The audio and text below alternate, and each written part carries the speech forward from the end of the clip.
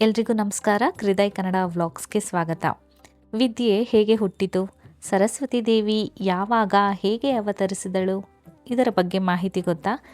ಇಂದು ಆಚರಿಸುವ ವಸಂತ ಪಂಚಮಿಯ ಹಿಂದೆ ಅಡಗಿರುವ ದ್ವಾಪರ ಯುಗದ ರಹಸ್ಯ ಕಥೆಯೇನು? ಈ ವಿಡಿಯೋ ಸಂಪೂರ್ಣವಾಗಿ ನೋಡಿ. ಹಿಂದೂ ಪಂಚಾಂಗದ ಪ್ರಕಾರ ಮಾಘ ಶುದ್ಧ ಪಂಚಮಿ, ಈ ಪವಿತ್ರ ದಿನವನ್ನು ನಾವು ವಸಂತ ಪಂಚಮಿ ಅಥವಾ ಶ್ರೀ ಪಂಚಮಿ ಅಂತ ಕರಿತೀವಿ. ಇದು ಕೇವಲ ಋತು ಬದಲಾವಣೆಯ ಹಬ್ಬವಲ್ಲ, ಇದೊಂದು ವಿದ್ಯೆ, ಜ್ಞಾನ, ಸಂಗೀತ ಮತ್ತು ಕಲೆಯ ಅಧಿದೇವತೆಯಾದ ಸರಸ್ವತಿ ದೇವಿಯ ಅವತಾರ ದಿನ ಎಂಬ ನಂಬಿಕೆಯೂ ಇದೆ. ಆ ದಿನನೇ ವಿದ್ಯಾರ್ಥಿಗಳು, ಕಲಾವಿದರು, ಸಂಗೀತಗಾರರು ಸರಸ್ವತಿ ದೇವಿಯನ್ನು ಭಕ್ತಿಯಿಂದ ಆರಾಧಿಸುತ್ತಾರೆ. ವಸಂತ ಅಂತ ಅಂದರೆ ಹೊಸತನ, ಹೊಸ ಚಿಂತನೆ, ಹೊಸ ಆರಂಭ, ಹೊಸ ಜೀವ. ಮರಗಳಲ್ಲಿ ಹೂವು, ಹೊಲಗಳಲ್ಲಿ ಹಸಿರು, ಮನಸ್ಸಿನಲ್ಲಿ ಉತ್ಸಾಹ. ಇವೆಲ್ಲವೂ ಕೂಡ ವಸಂತ ಋತುವಿನ ಲಕ್ಷಣಗಳು. ಅದಕ್ಕೆ ವಸಂತ ಪಂಚಮಿಯನ್ನು ವಿದ್ಯಾರಂಭ, ಅಕ್ಷರಾಭ್ಯಾಸ, ಜ್ಞಾನಾರ್ಜನೆಗೆ ಅತ್ಯಂತ ಶುಭ ದಿನ ಅಂತ ಪರಿಗಣಿಸಲಾಗತ್ತೆ. ಈ ವಸಂತ ಪಂಚಮಿಗೂ ಒಂದು ಪೌರಾಣಿಕ ಹಿನ್ನೆಲೆ ಇರಬೇಕು ಅಲ್ವಾ?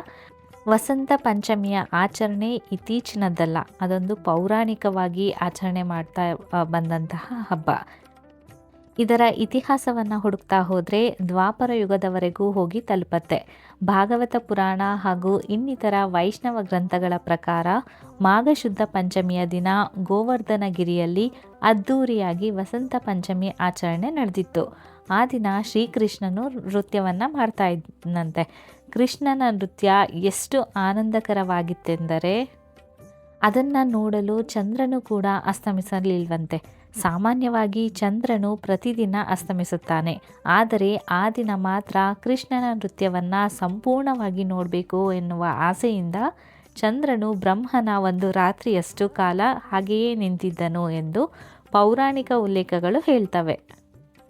ಅದಕ್ಕಾಗಿಯೇ ಗೋವರ್ಧನಗಿರಿಯಲ್ಲಿ ಕೃಷ್ಣ ನೃತ್ಯ ಮಾಡಿದ ಆ ಸ್ಥಳಕ್ಕೆ ಚಂದ್ರ ಸರೋವರ ಎಂಬ ಹೆಸರು ಬಂದಿದೆ. ಇದು ವಸಂತ ಪಂಚಮಿಯ ಮಹತ್ವವನ್ನು ಹೇಳುವ ಒಂದು ಅದ್ಭುತ ಘಟನೆ ಅಂತಲೇ ಹೇಳ್ಬೋದು. ಇನ್ನು ಸರಸ್ವತಿ ದೇವಿಯ ಅವತಾರದ ಕಥೆಯನ್ನು ನೋಡೋದಾದರೆ, ಪೌರಾಣಿಕ ಕಥೆಗಳ ಪ್ರಕಾರ ಸರಸ್ವತಿ ದೇವಿ ಬ್ರಹ್ಮನ ಮನಸ್ಸಿನಿಂದ ಆವಿರ್ಭವಿಸಿದಳು. ಜ್ಞಾನ, ವಾಣಿ, ಸಂಗೀತ, ಶಾಸ್ತ್ರ, ವೇದಗಳು ಇವೆಲ್ಲವೂ ಕೂಡ ಸರಸ್ವತಿಯ ರೂಪಗಳೆಂದೇ ಹೇಳಲಾಗತ್ತೆ. ಸರಸ್ವತಿ ದೇವಿ ಆವಿರ್ಭವಿಸಿದ ನಂತರ ಬ್ರಹ್ಮನು ತಪಸ್ಸನ್ನು ಆಚರಿಸಿ ಆಧ್ಯಾತ್ಮಿಕ ಜ್ಞಾನವನ್ನು ಪಡೆದನು ಎಂಬ ಉಲ್ಲೇಖವೂ ಕೂಡ ಪುರಾಣಗಳಲ್ಲಿ ಇದೆ. ಅಂದರೆ ಜ್ಞಾನವೇ ಸೃಷ್ಟಿಯ ಮೂಲ ಎಂಬ ಸಂದೇಶವನ್ನು ಈ ದಿನ ನಮಗೆ ನೀಡುತ್ತೆ. ಅದಕ್ಕಾಗಿಯೇ ವಸಂತ ಪಂಚಮಿಯ ದಿನ ಸರಸ್ವತಿ ಪೂಜೆಯನ್ನು ಆಚರಿಸುವ ಪದ್ಧತಿ ಸಾವಿರಾರು ವರ್ಷಗಳಿಂದ ನಡೆದು ಬಂದಿದೆ. ಪುಸ್ತಕಗಳು, ವಾದ್ಯಗಳು, ಕಲಾ ಸಾಧನಗಳು ಎಲ್ಲವನ್ನ ಕೂಡ ಸರಸ್ವತಿ ದೇವಿಯ ಮುಂದೆ ಇಟ್ಟು ವಿದ್ಯೆಗಾಗಿ ಪ್ರಾರ್ಥಿಸಲಾಗುತ್ತದೆ. ಇದು ಕೇವಲ ಪೂಜೆ ಅಲ್ಲ, ಇದು ಜ್ಞಾನಕ್ಕೆ ನಮಿಸುವ ಸಂಸ್ಕೃತಿ. ಈ ವಸಂತ ಪಂಚಮಿ ನಮಗೆ ಹೇಳೋದೇನೆಂದರೆ ಜ್ಞಾನವೇ ಶಕ್ತಿ, ವಿದ್ಯೆಯೇ ಬೆಳಕು, ಕಲೆಯೇ ಸಂಸ್ಕೃತಿ.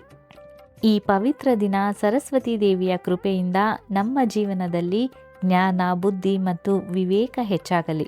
ಎಲ್ಲರಿಗೂ ಶುಭ ವಸಂತ ಪಂಚಮಿ.